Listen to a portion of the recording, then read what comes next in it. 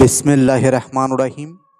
প্রিয় দর্শক শ্রোতা, আজ আমি আপনাদের সামনে যে মন্ত্র নিয়ে আলোচনা করব সেটি হচ্ছে পরিসাধনা।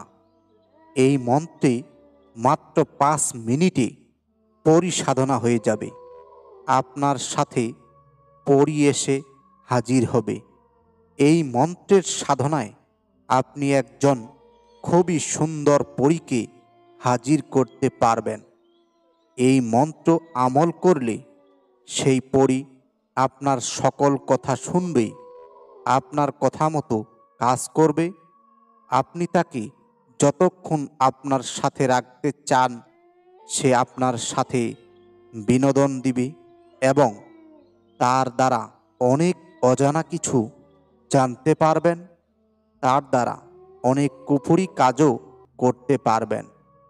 এই মন্ত্র আমল করলে কাউকে বলা যাবে না। এই মন্ত্র সাধনা করতে চাইলে আগে আমার কাছে অনুমতি নিয়ে নেবেন, তারপরে আমল করতে হবে। এই মন্ত্র সাধনা সিদ্ধি করে আমল করতে হবে।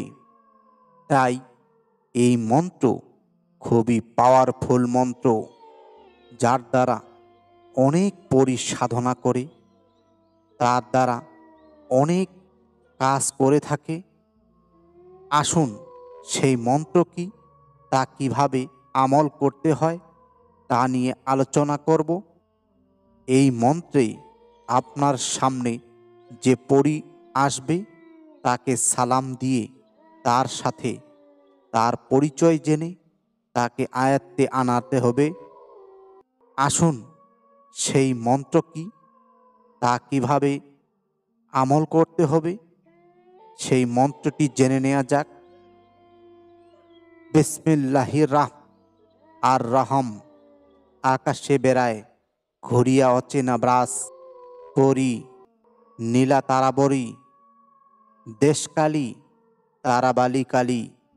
রাতের তারাক দেখি হাজির হয় ছায়, হাজির হয়ে যায় পরি। চন্দ্রশেখর দেবী আদিফোর মন্ত্র ঈশ্বরা চন্দ্ররাশি। আলিফ লাম মিম, আলিফ লাম মিম, আলিফ লাম মিম। এই মন্ত্র মাত্র 108 বার পাঠ করলে সাধনা সিদ্ধি লাভ হয়ে যাবে। এরপর রোহিণী নক্ষত্রে এই সাধনা করতে হবে।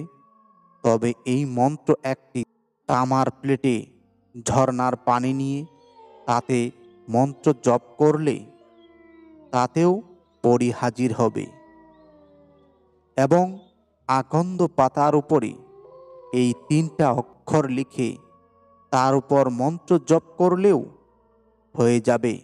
তবে সেই আকন্দ পাতায় লিখতে হবে আলিফ লাম মিম। এই 3 অক্ষর লিখে তার উপর মন্ত্র জপ করতে হবে। তবেই আপনার সামনে একটা পরি এসে হাজির হবে। তবে আপনি যদি কোনো কুফরি কালাম করতে চান বা তার তদবির করতে চান তবে আমাদের সাথে যোগাযোগ করবেন। আমরা শতভাগ গ্যারান্টির সাথে কাজ করে থাকি এবং কাজের আগে কোনো হাদিয়া নেওয়া হয় না।